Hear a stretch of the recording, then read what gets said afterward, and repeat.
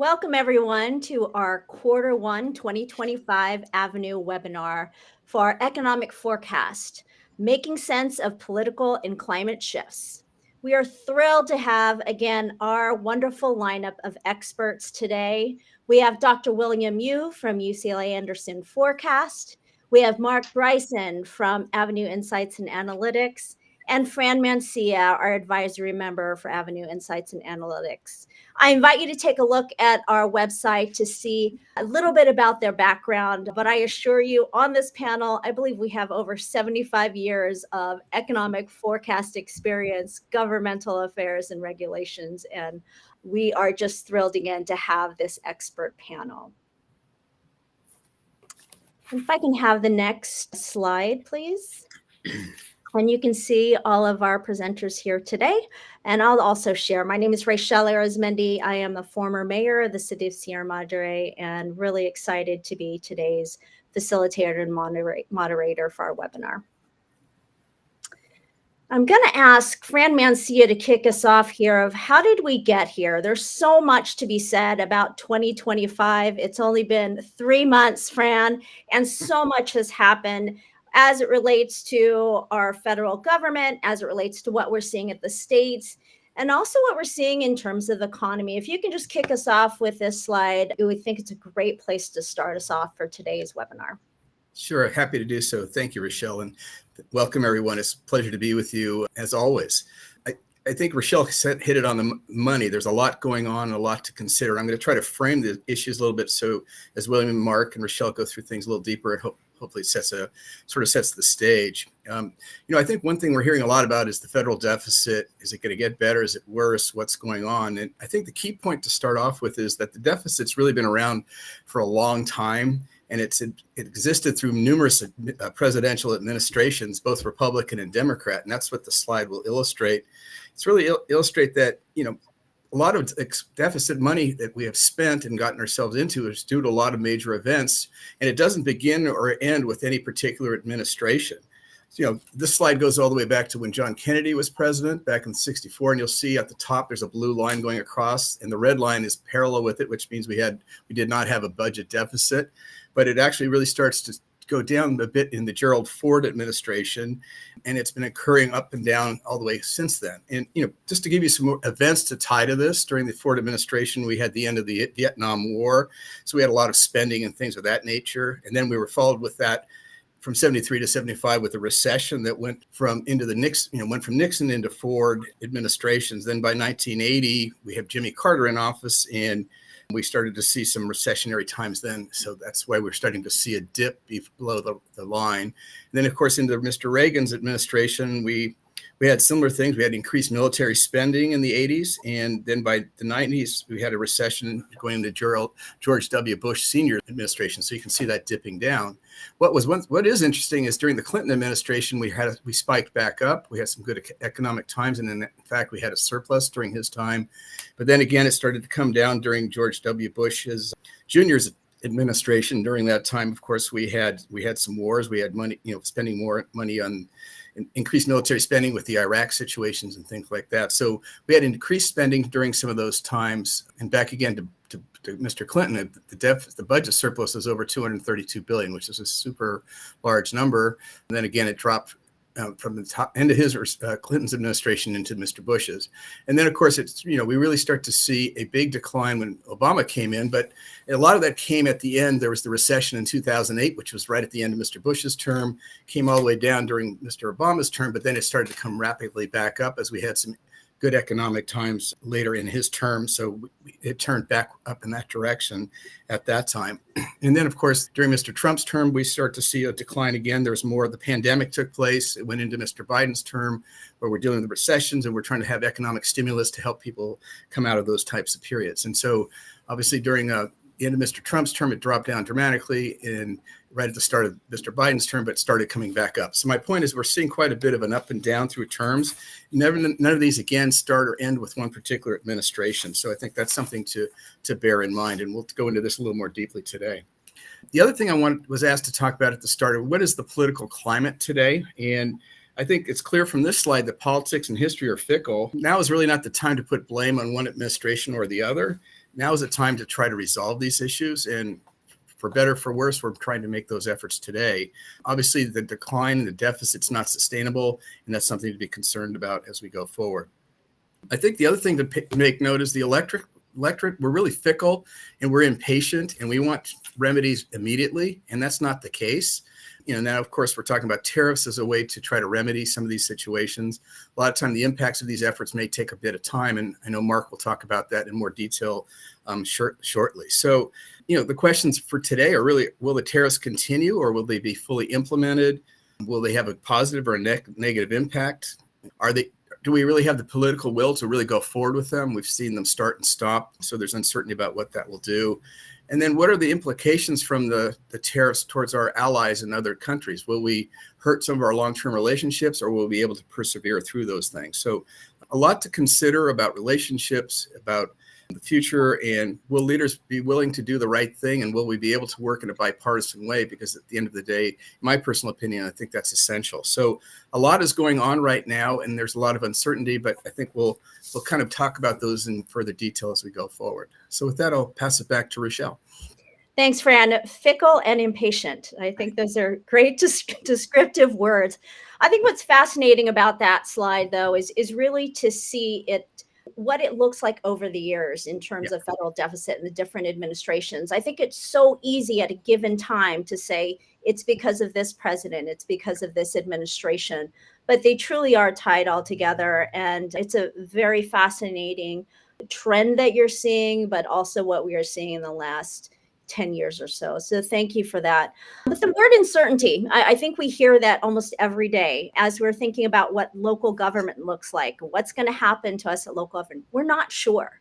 And there's a lot of uncertainties. When you turn on the news and you hear a financial forecast or talk about finances and economy, it's about uncertainty. I think Dr. Yu will kick us off and talk a little bit about uncertainty and give us a little bit more content and color to that. So Dr. Yu? Yes, thank you, Rochelle and Fran and Mark. Good to be here with you guys. There's a saying that there are decades where nothing happened. There are weeks where decades happen, and we are in those weeks. As you, Rochelle, you said, exactly, we are in these weeks of extremely high uncertainty. So here, this is a chart actually developed by some famous economists. They are using very objective way to measure uncertainty, through newspaper, through wars, through big data. And what you find is the recent weeks uncertainty index, especially on economic policy, skyrocket to the highest level in 3 decades, only second to the COVID-19 period. So really, it is really a period with big change and big uncertainty. So next. And Dr. Yu, sorry, if I may, before we jump into this, I know we're using the word recession quite a bit. We've talked about it, I think, pretty much at every webinar. But for the audience's sake, can you define recession so that as we're using it today, we'll have that definition in mind, please? Sure. Usually people misunderstood, like a newspaper, they will say recession is a confined, precise definition of, usually people will say, 2 consecutive decline of the GDP growth, which is a recession. Actually, it's not. In fact, the recession is defined, is called by a group of economists at Boston, Cambridge, Massachusetts, called NBER committee. So what they will do, actually, they don't have a very concrete definition of the recession. They will look at a whole bunch of economic indicator. For example, GDP growth, industrial production, job number, unemployment rate. So if they see whole bunch of variable indicate to a decline of economic activity or kind of increase idle resources, they will call a recession. So that is the way we really define a recession, not very precise definition.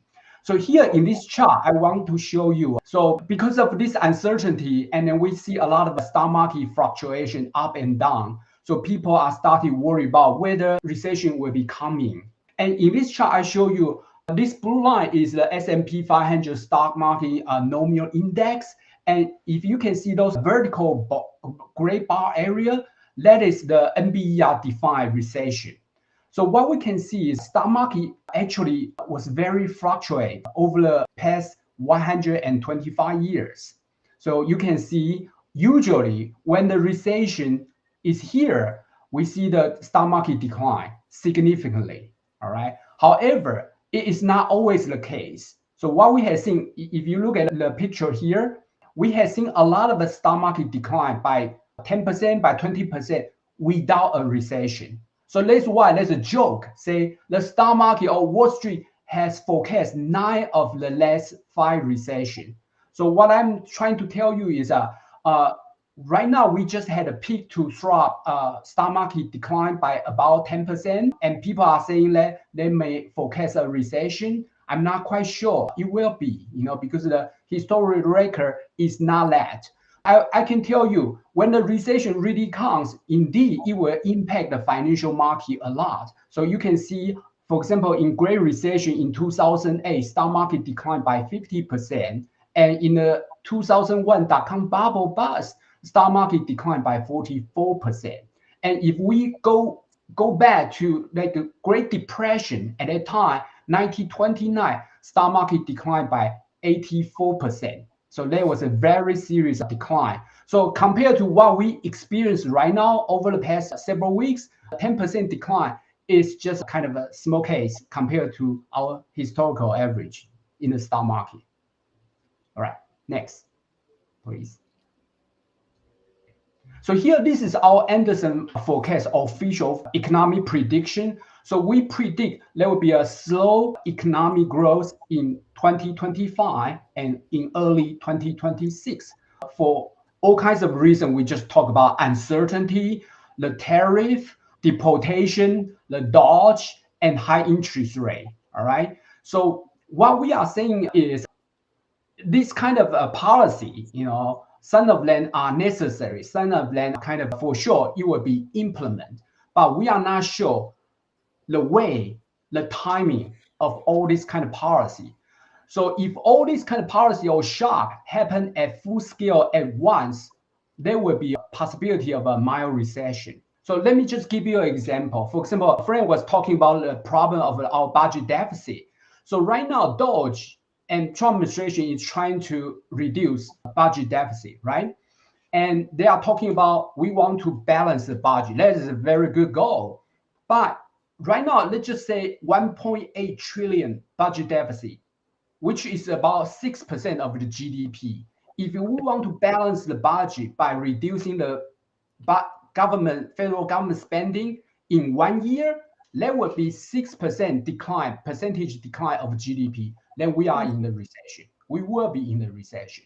However, if we cut this budget spending, federal government spending, by say $300 billion a year, that would be a 1% GDP decline over the year. Then this kind of prudent and gradual way, then we will have soft landing of the federal government spending. So its impact on the economy will be smaller. All right. So that's one case. And then tariff, we can talk about it. Whether the tariff on April 2nd will be broad and high rate or kind of more narrow way, we are not sure yet. So there's a possibility of recession, but so far our official forecast is slow economy. And then after 1 year or two, we can see some kind of productivity gain from artificial intelligence and some kind of smart deregulation and FDI and domestic investment induced by this tariff, and then lower deficit come with lower interest rate. All those kind of things will boost the GDP growth. So we forecast stronger GDP growth in 2027. Thank you, Dr. Yu. That's why we love partnering with UCLA Anderson Forecast. We want to hear what your forecast is looking like, and it does sound somewhat optimistic. I know that Mark would like to drill down a little bit deeper in gross domestic product. So, Mark? Thank you, Rochelle, and thank you, Fran and William, for joining us today. I'm honored to be here with you all. what is gross domestic product? Because, we hear that word bandied about, but if you're like most people, unless you're an economist, you really don't think too much about, well, what exactly is that? And so the first thing I wanted to do is just break it down into its components. And you see that here. The biggest component, about 2/3 of it, is household consumption. Okay, that's people spending their money. About 17% or so government consumption. About another 17% or so is investment in fixed capital, things like big pieces of equipment or big solar power generating facilities, things like that. And then a small fraction of it is investment in inventories as businesses stock up in order to be able to sell the goods they need. And an interesting one that I never paid too much attention to before recently is the exports and imports, basically the trade deficit. And exports make up about 11%, imports about negative 14%. So the more we import, basically that's a drag on GDP. So, and we basically import more than we export because we're a wealthy country. So if I could have the next slide. So what I want to look at is what I'm seeing. I have been a soft landing supporter basically all the time that everybody was shouting that we were going to have a recession. I did not see that in the data. I did not see anything that would lead me to believe that we were having a recession. But I wanted to show you this chart because this is the first time that now I'm thinking, now wait a minute, there is a possibility of a recession here. And specifically, as William said, a recession is more than just declines in GDP. What this chart looks at is basically whether we may have declines in GDP coming in the next, 3, 4, 5, 6 quarters. And here's why I think we will, not in a very devastating way, but in a mild way. If you look at the top, the red arrows, those are all basically the risks to GDP. So we have some inflation, which we don't believe tariffs is going to help. We have some job loss, although this is a critical thing that I might ask William to talk about his jobs forecast a little bit. That's one of the things I'm going to be watching very closely in the coming months is the jobs report. And we have a low level of consumer confidence because of the uncertainty that William pointed out that we have right now that's almost a record level. In terms of business investment, we have, the similar problems, inflation, high interest rates, uncertainty. And the problem is if we have some inflation that comes with tariffs, then that's going to make it difficult for the Fed to drop interest rates in the coming year, which they would like to do to help stimulate the economy if things slow down a little bit. But they might be in kind of a pickle if things start to slow down and at the same time inflation starts to rise. Then we have the actual federal job cuts, which is in terms of the overall job picture is not a huge thing, but it is an impact, and especially in certain areas like Washington, D.C., where some of our colleagues work. And then we also have budget cuts that are happening. And, some of those are going into court and we're not quite sure what's going to happen. But there's something definitely happening in terms of the federal budget right now. And then on the import-export thing, as we put tariffs on, that's going to make our imports more expensive, which is going to be a negative impact to GDP. And all these things in the top, on those red arrows, those are all things that are happening right now. They're starting to happen and they're going to happen this year. Now on the bottom, I put some of the benefits that we might see from those actions and from other things like artificial intelligence, for instance. But you'll notice that the impact of artificial intelligence, I've got that out at 2027. And I looked at a recent report from Goldman Sachs that kind of agrees with that. You have a lot of investment right now in AI, but in terms of actually monetizing it and turning it into gross domestic product and consumer spending, that's going to take a couple of years. And deregulation is another thing, and tax cuts. Tax cuts, if we get them this year, they're not going to affect anything until mid 26. And the same with deregulation. You'll see some effect now, but it's going to take a while for that to work through the system. And then on business investment, that's one thing that's immediate. We see a lot of business investment in artificial intelligence right now. But again, deregulation and tax cuts is going to take time for that to have an impact there. And then finally, manufacturing returning to the US, that's going to take some time. There are some factories that can be repurposed or refurbished or expanded that are existing facilities, but some of the more complex things like semiconductors or just more complex manufacturing, it takes time to set those factories up. So even if we start to have manufacturing coming back to the US, it's going to be, 2-3 years until some of those factories go online. If I could have the next slide, please. And Mark, before we do that, sorry, I wanted Sure. to find out if William, did you want to comment at all about jobs and employment and forecast for 2025 or where we are now?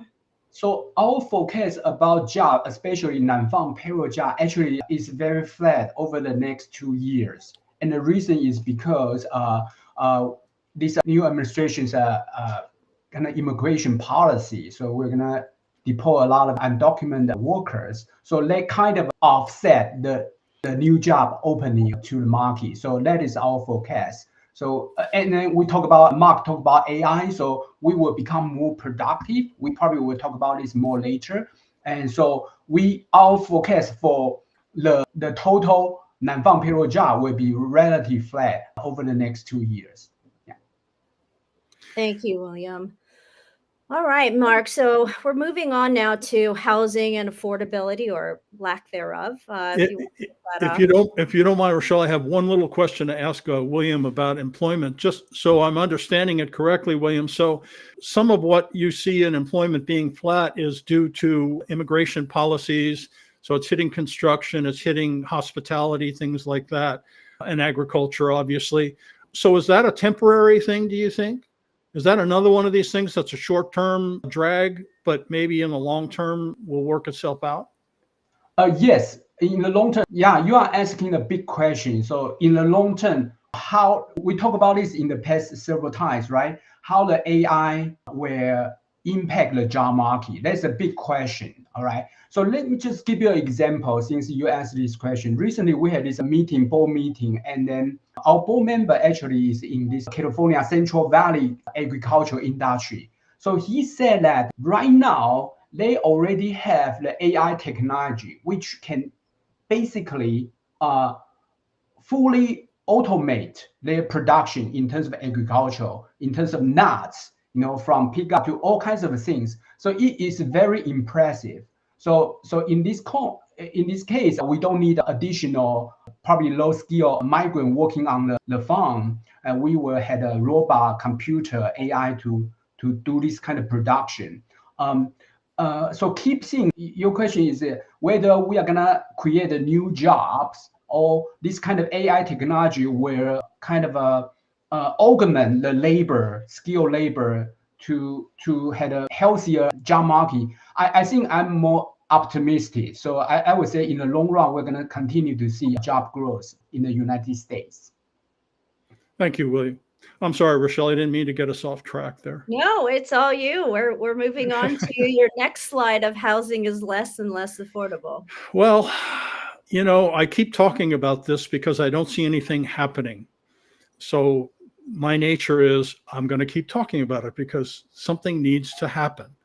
Okay, this impacts consumer spending because consumers are spending more and more of their income on housing.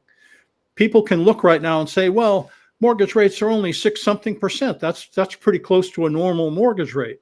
Well, yeah, but wages have not kept up with prices. And so you have higher housing prices and you have higher interest rates. And so you can see in the right-hand column there, where in 2010, it maybe took 13% of your income to make your monthly payment, principal and interest, not talking about insurance and taxes and everything else. You can see now that it's up to almost a third of your income. And so I just wanted to point that out because I think that's a big difference in the economy. When we look at our economy, I think that's something that's changed, and I think it impacts many aspects of our economy. If I could have the next slide, please, Rochelle. The other thing I wanted to talk about is the concept of being locked in, okay? If you're wealthy and you buy houses for cash, you don't need to worry about mortgage rates and that sort of thing. But if you're a moderate income homeowner, this is the situation right now. If you look at this chart at the top, 82% of the people in the country have less than a 6% mortgage of homeowners, okay? And 73% have one that's below 5. 55% of homeowners have a mortgage that's below 4%. And there's even a group, about a fifth of homeowners, that has a mortgage that's below 3%. Now, if you look at the bottom chart and say, okay, based on an average payment, what difference would this make? Well, if you have a mortgage at, say, 2.75%, your new monthly payment is going to be 61% higher than your old monthly payment. If you have a 3.5% mortgage, it's going to be almost 50% higher. And so that lock-in effect, it's having an impact on sales tax revenues, for instance, because there was a lot of sales tax revenue generated by people remodeling. When people sell a home, they stage it, they remodel, they fix things up. And right now, the resale market is very weak. And so this lock-in effect is a problem. And so again, we see, I'm concerned that tariffs will give us some inflation and make it difficult for the Fed to drop interest rates, which would help this situation as well as, stimulate the general economy. So it's just a concern. Do I know that's what's going to happen? No, I do not. It's just something I wanted to bring up because I think it's something that involves a lot of people's lives right now, and it's affecting our economic behavior. Consumer spending in January and February kind of slowed down a little bit, and part of it, I think, is the high uncertainty that William talked about, which may be temporary. It may be that in a few months this is going to cool down. People will realize, oh, things are not that bad, and go back to spending more. But I don't know. And I think this is part of that slowdown in consumer spending as well, which is why I wanted to talk about it. William, you have something? Yes, Mark, I would like to add a comment because you mentioned about this Fed's policy in response to upcoming tariff. So if I'm the Fed, I will think a little bit differently than you suggest, because you say the tariff will bring up price level, probably a little bit inflation. So the Fed will be hesitant to cut the interest rate. So I would say that would be wrong, just like what you said. Because of these kind of things is called stagflation. So because of a supply side constraint, you had a higher price and also you had kind of lower economic activity. So if I were the Fed, I would try to cut the interest rate to accommodate this kind of situation. Even that will cause inflation to be higher temporarily. So I'm not sure what the Fed will do. Based on their recent forecast, several days ago, they had this meeting. So their forecast is they are going to cut the interest rate, federal funds rate by 0.5 percentage point. So I'm not sure this is their accommodation. I'm not sure the forecast, they fully incorporate upcoming tariff or not. But I would say, it seems to me, maybe the interest rate will be either remaining the same or even lower, even we are seeing some kind of higher price level with the tariff, based on what the Fed published. So your thought is that they might tolerate a little bit of inflation because they've got these other things that they want to take care of, basically. Because my understanding is the Fed cannot control supply side change induced inflation. They cannot control. The only thing they can control is the demand side. So that is something they can control. And that is what they have been doing over the past 2 years, because we had this runaway budget spending, right, induce inflation. So they try to kind of come in to reduce it. So that is the correct way. But in terms of supply side, if I were the Fed, I would just ignore that. I would try to focusing on their kind of other goals. Yeah. I hope you're right. And bringing us back in terms of home ownership and affordability, I think what this is telling me is that people just have less money that is disposable. A lot of incomes are really being fixed into home ownership. Going back to the slide before, Mark, seeing that 30% now that's just for mortgage. Once upon a time, that 30% rule of thumb really was about all housing expenses. And now it's truly all into mortgage prices. And just a note, and I know we're not speaking about it today, and we're focusing on the affordability of houses and mortgages, is even looking at rent and what rental costs look like. As we're looking to our own state, what this means for us here too. It'd be interesting, maybe at a future time, to take a look and see how rent is affecting monthly incomes for individuals and families. But thank you for that. I think on our next slide, we have William that I think will be speaking on this, on the wealth effect. So Dr. Yu? Yes, thank you. I fully agree with what Mark said about this housing market situation. Really put a lot of burden on those young new homeowners who need to pay this high mortgage rate. But on the other hand, this kind of high affordable housing price actually means those older homeowners, they had a higher wealth, right, in their portfolio. So that's the other side. That's kind of a more positive side of effect.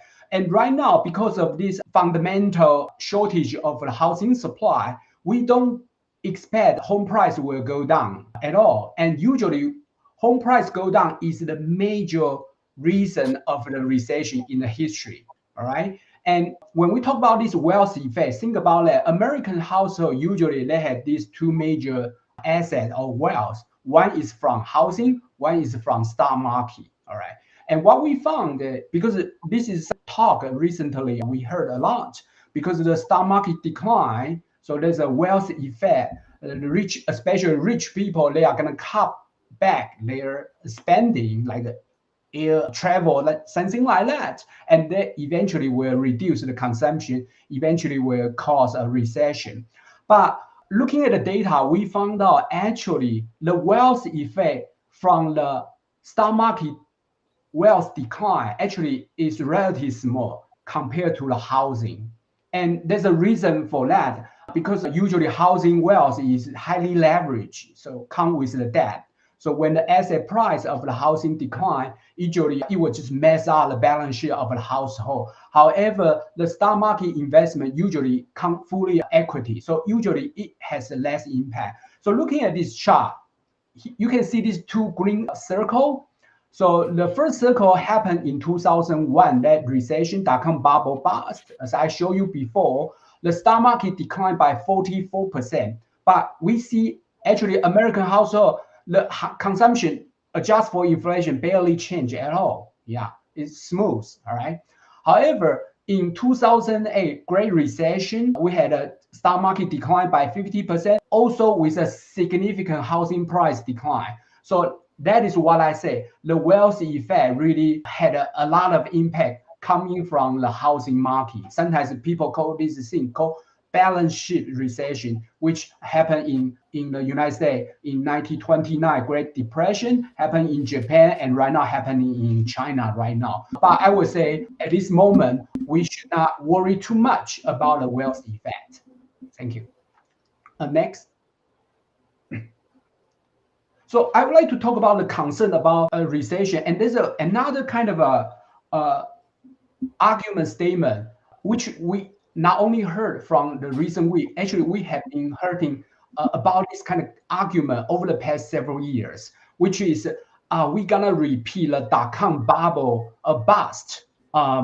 Especially with this big tech, magnificent seven, their stock market valuation increasing and decline, and then this AI investment might be a bust, right? So Mark, you briefly talk about that. So here I would like to show you some kind of historical evidence. So here you can see these three green arrows. So if you look at the 1990, this blue line is the price adjustment of private investment in the United States. So basically, the vertical is log axis. So you can see this kind of a upward sloping trend represents a kind of growth rate. And you can see in the 1990s, we had this amazingly high growth in the private investment, a lot of them in this internet, communication equipment investment.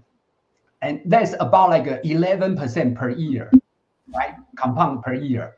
And then in early 2000, we had also very high investment. And that investment came from the housing investment. So we had a huge housing market over investment. So if we look at the recent past 10 years, starting from 2015, or you can begin from 2010, actually, our investment, private investment, is relatively modest compared to previous bubble. So that's why I would say we have not yet had overinvestment as a whole in terms of kind of housing sector, business, capex sector. So that's why I would say the chance of us right now repeating this dot-com bubble bust is relatively small. Yeah. Okay, next. So here, this is another evidence. So here in this chart, I show you this is so-called corporate profit, American corporate profit as a ratio of private gross investment, domestic investment. And you can switch the denominator with like a value added for corporation. You get a similar kind of trend. So what happened is, if you look at the late 1990s, you look at the first green circle, you can see about like 95, that kind of ratio, corporate profit has been declining all the way.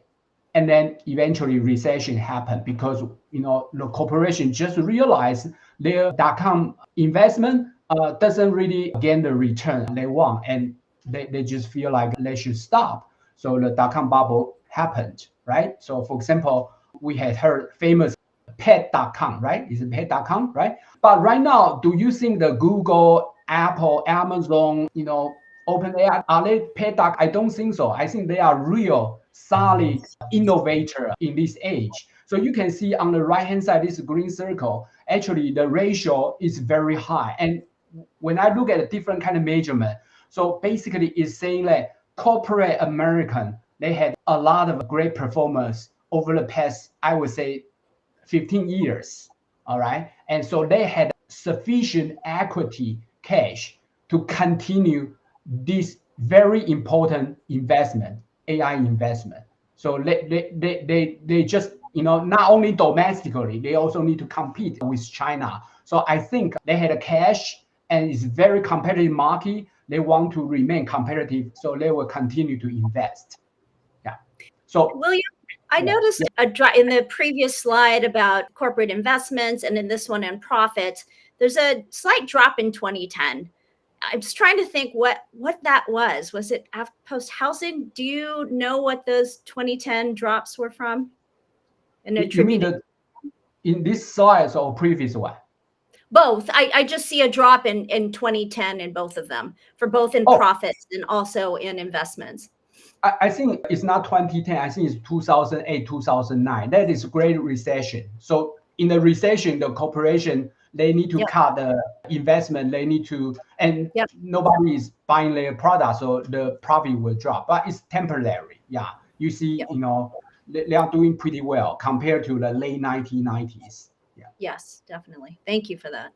Yeah. All right. Next. Okay, so we talk about a lot of uncertainty coming from this trade policy, tariff policy. So I just want to show you the impact. What will that be? So in this chart, I show you the goods import, United States goods import from this important trading partner from China, from Mexico, from Vietnam, as a percentage of the total U.S. goods imports. So this vertical dash line for red line, that is the first Trump administration tariff on China, about like 25% of on certain kind of product. So since then, our import source from China declined from about 22% to right now 13%. So we see a dramatic change, and it has an impact on Chinese economy for sure. And then with that tariff, China alone, we see this friendshoring and nearshoring, right? And we are hoping to see some kind of reshoring. We didn't see a lot of reshoring, right? Even with some kind of industrial policy, CHIP Acts, we want to see more. So I think right now with this Trump 2.0 tariff, we're gonna have a little bit broader tariff. We don't know the degree, the kind of scope, but I would say based on this kind of historical evidence, we see the tariff in China increase our import share from Mexico, from Vietnam, and right now we have the broader tariff. We're gonna see increase source from our own land. So we're gonna see some kind of manufacturing production increase and employment increase over the next several years. The big question is, just like Mark was talking about, how long it will take. That's a big question. Thank you, Dr. Yu. I know there's so much focus on what is going to happen with the tariffs, how they're going to be implemented, at what percentage they're going to be. So I know this is going to be a continuous discussion item and information providing item over the next few months, if not the entire year. Mm-hmm. And in our next slide, just want to thank UCLA Anderson Forecast for providing these numbers. I think the question is, how is this relevant to you as attendees to this webinar? First of all, they're very fascinating numbers, but I think what's important to learn from this slide is not just the astounding numbers there, but how this is going to impact local governments across the country. And the reason I say that is because as we're considering how local governments are funded and how things are invested in cities and counties, I think we're going to see just a lot more pivoting, if you want to call it, an investment into public safety. What does this all mean for sales tax revenue? What does this mean for your general budget? We talked a little bit about housing, and you're seeing how this impacts Los Angeles, the Palisades. I myself am from Sierra Madre. I was in a mandatory evacuation because the Eaton fire was right next door. I'm thankful we have a home to go back to, but housing truly is an issue that we're going to be facing. Insurance premiums. I think we saw the tip of the iceberg in the last couple of months, but there's going to have to be so much work done in terms of insurance. And I think that, again, is going to trickle to other cities, to other states. And I think it's going to impact all of us. Fred, I'd love to hear your thoughts on it. And I know we didn't even talk about property taxes, but from your perspective, as we're thinking about the economic impact of the wildfires here, other parts of the states in past years, just your thoughts on it, on what this means for other cities and other counties throughout the country. Yeah, it's a great question. And I think, first of all, everybody is watching what's been happening in Southern California. Obviously, we're seeing wildfires in South Carolina and Long Island, New York, New Jersey, places you wouldn't typically think of having these severe impacts. I know I spend a lot of my time on the East Coast. One of the big conversations out east is, do we have the infrastructure to fight fires that are becoming more relevant? So South Carolina, for example, does not have the large firefighting apparatus and aircraft like we would in California. How do we invest in that? So it's going to cause a lot of shifting in how money is spent. And it goes back to something Mark said earlier, and William as well, when he talked about housing and these things. There's only so much discretionary money around for in various types of things. So where money is spent is going to have a lot of impacts. For example, if you're worried about paying more on insurance, you're going to have less to spend on discretionary items that might impact your sales tax revenues for a jurisdiction. In Southern California, property tax revenues are going to be a major impact in LA. And we just heard the city now has projecting $1 billion deficit, where you're not going to be able to charge. They're giving some respites to homeowners who've lost their properties. And so that'll have an impact as well. And then you start talking about the migration policies. Will we have the workforce in place to do the renovations? Will we have the building supplies? And yes, if we have the building supplies, that could help with the sales tax. So it goes back to this kind of my comments at the beginning. There's so much going on in play right now that's of concern. One of the things that's interesting to me, one of our colleagues who's also been a part of our panels, Reva Feldman, is one of the leading local government advocates helping jurisdictions and individuals trying to come out of this fire tragedy. And there's a real challenge for a lot of people who may not have their trusts in place and clear ownership. The home may have been passed on from the grandmother to the daughter to this child. Mhm. And because of the unclarity there, and that has to be fixed, they're not eligible to receive federal assistance from FEMA and places like that. And that's becoming a widespread challenge in this recovery. So I guess the short answer to your question, Michelle, there's a lot of impact here. I think it's going to take a long time to recover. And will there be the resources and the workforce in place to take care of something of such magnitude? In the interim, I think it's another reason why we're very conservative in our revenue forecastings. I certainly defer to Mark, who's our lead expert at the local revenue in terms of sales tax. So a lot to be learned from this. I think a lot of communities are watching what's happening here. And I think more and more budgeting has to go towards mitigating climate issues that are impacting us across the board. So I hope that helps a little bit, Rochelle. No, thank you, Fran. And we just frame this in terms of wildfires. There's so many other natural disasters that can occur. We're seeing tornadoes that are happening even now. So I think, again, it's unfortunate that we have to learn from a tragedy such as this one, but hopefully we are taking bits and pieces as how we can apply it locally into our own government. So thank you for that, Fran. Yeah, and just to add one more comment, if I may, I think for those of you who are involved in budgeting and forecasting, this clearly is time for very conservative budgeting and factoring in unexpected costs. And I think that's something certainly with our clients we're really expressing. And I think most jurisdictions are taking that to heart. They recognize there's so much uncertainty. We have to be very conservative and cautious in how we project revenues until some of this sort of works itself out. Yeah. And thank you, Fran. That's a perfect segue into our key takeaways from today's webinar. There's so much that we talked about at the macro level. What's going on in the entire country? What does it mean with other countries and geopolitically what's going on? And how does that impact us? I think, we've used the term uncertainty quite a bit today, but we really are in a time of uncertainty.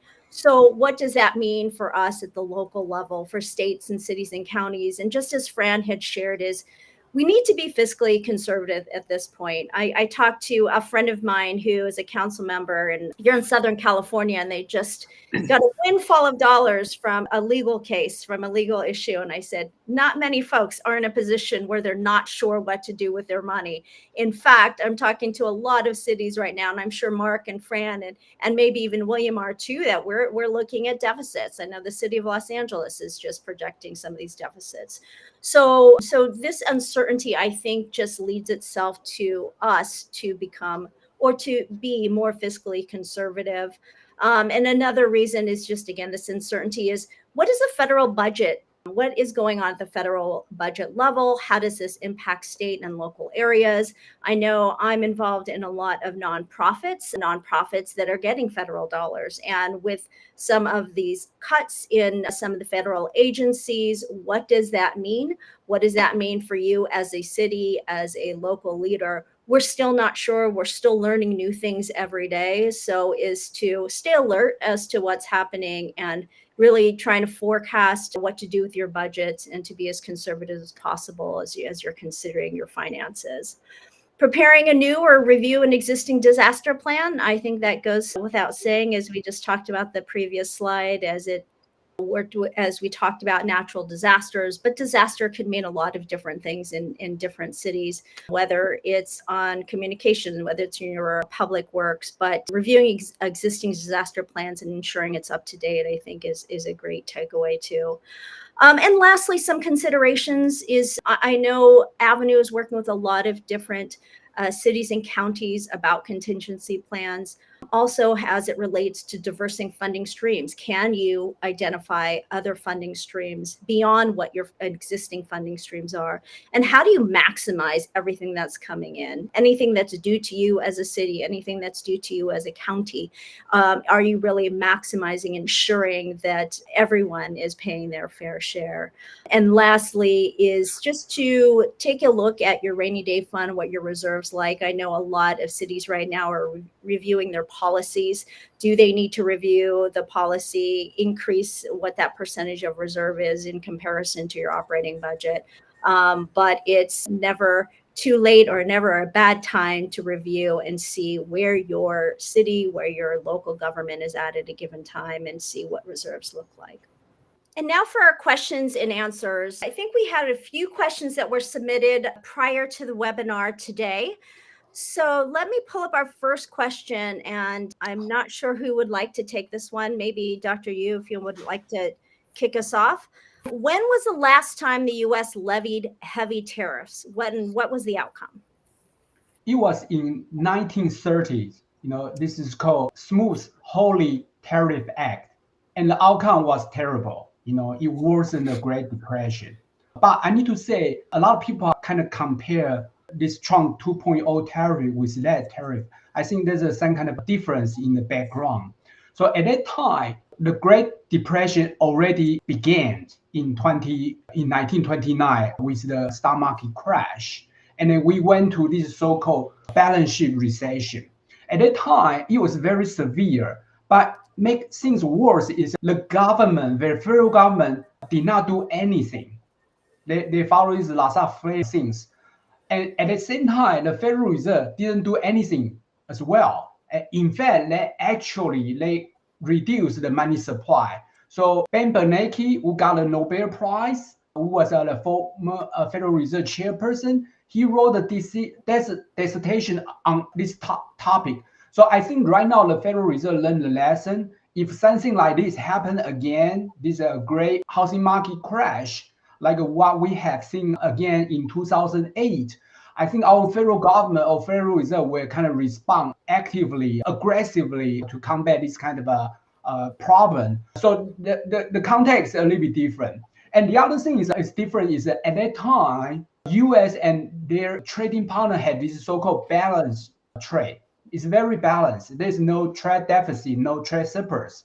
But this time is different because US is probably the major source of international trade deficit. So we had about $1.2 trillion trade deficit against all the nations. So I would say, because the problem of this downside of Smooth-Hawley Tariff Act is there's a lot of retaliation among US and other industrial countries. But this time, I would say the retaliation coming from other countries will be relatively smaller. Maybe we will see some kind of symbolic retaliation from Canada, from Mexico, from China, from EU. But I would say they don't have a lot of things to retaliate against the United States because we had the most of trade deficit. So I would say that is a difference. So just in short, hopefully the rollout of our tariff policy will be prudent, will be gradual, will be fully expected. Unlike what we have seen over the past month or two, then we will see the damage will be reduced significantly. Thank you for that. I think our next question's a big question, has to do with escalating housing costs. And the question that was posed is, when might wages catch up to currently escalating housing costs? I don't know who has the magic answer to that, but I'd love any commentary from our panelists. Yeah, let me begin.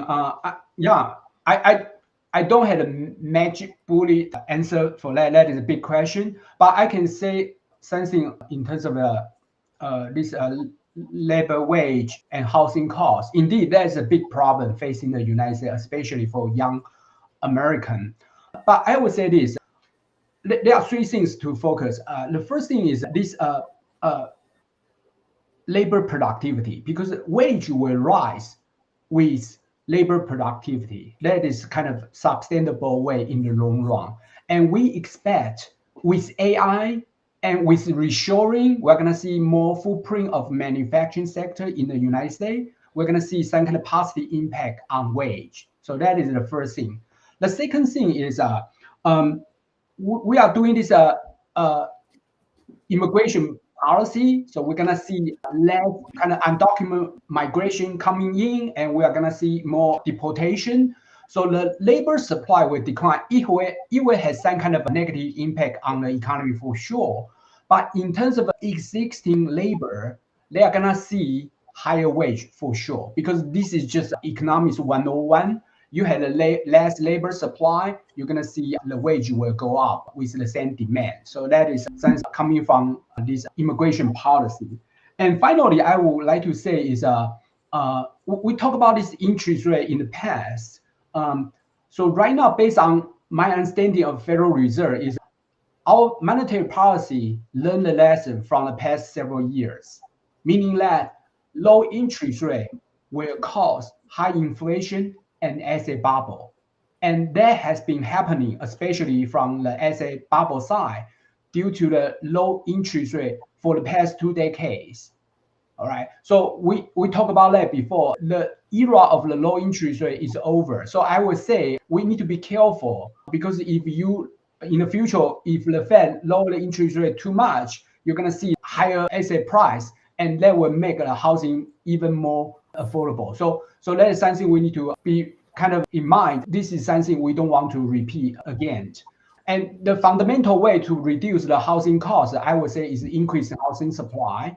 So hopefully the federal government and local government can make an effort on that. Well, I think Mark is your biggest advocate for increasing housing supply. I know that that is an issue that he brings up on all of our webinars. So thank you for that. Our next question is a big question also, I think. And I think this is our last question, but a big part of the national debt is for Social Security and Medicare. We're hearing a lot about that in the news right now, and the security or lack thereof of those two programs right now. And again, this is a big question, so maybe if we can just shorten answers, but how does it work, and aren't those programs self-funded? And I guess that's also to how it relates to, our maybe our deficit right now and our federal budget. But maybe I'll take a first take at this, if you will. This also gets into a very political topic in terms of, is Social Security, for example, an entitlement, or is it something we're paying for? I think there's a lot of confusion around that. Being in my early 60s, quote unquote, I look back at my Social Security as I'm at that point to be able to take that benefit, and looked at it. I started paying for Social Security when I was 12 years old. I look back, it was a couple $100, like many of us with a summer job. And so we've been paying progressively more and more over the years. So I personally take offense when someone says it's an entitlement, because I feel I paid hard, worked, and did that. And I see some nodding. I think we all feel that way too. But I also think there's confusion about, yes, we're making those payments, but it does not always pay for all of it. It's a combination of money from ourselves and others. And just to take a minute, for example, in terms of the funding for Social Security, it's primarily funded through a dedicated payroll tax. About 12.4% is split between employers and employees. So we're making those payments throughout the years whenever you're working. And if you're self-employed, you're also making payments in a different mechanism. The interesting thing is it's only taxed up to a wage of $176,100 in 2023. So there's been a lot of conversation. Well, maybe people should be taxed at, so it's really an regressive tax, meaning if you're a lower income earning, it's taking a larger percentage of your revenue, whereas someone who might be making $1 million, it's a fraction. And there's been some conversations from some people that maybe we should raise that limit. That would help bring down the deficit and help cover the gap in funding things like Social Security. So that's something that's been discussed. And then it goes into Medicare. Medicare is mainly funded also by a dedicated payroll tax of about 1.45%. So that primarily covers, the funding for Part A yearly comes from there.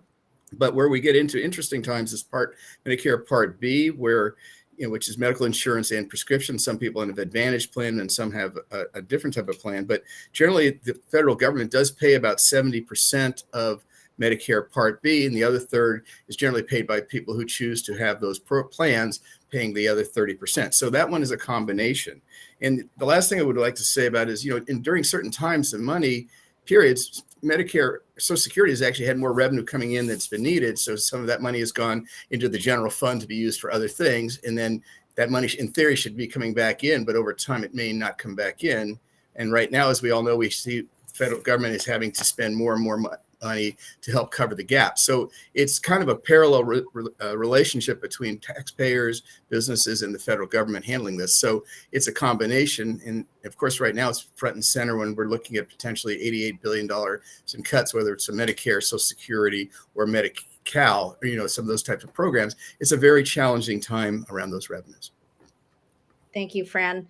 Do any of our other panelists want to chime in on that big question? I think Fran covered it. I mean, Thank you. Well, thank you all again for joining us today. It was a pleasure to be here with you. We look forward to our quarter two, and we hope you join us again. And we'll see what has transpired in the next 3 months and how it affects all of you at the local level and how it affects our economic forecast. And if you can join me to please thank again our expert panelists. We have Dr. William Yu from UCLA Anderson Forecast, Fran Mancia from Avenue Insights and Analytics, and Mike Bryson from Avenue Insights and Analytics. And it was an honor to moderate this panel today. And we look forward to you joining us on our next webinar. Thank you so much. Thank you.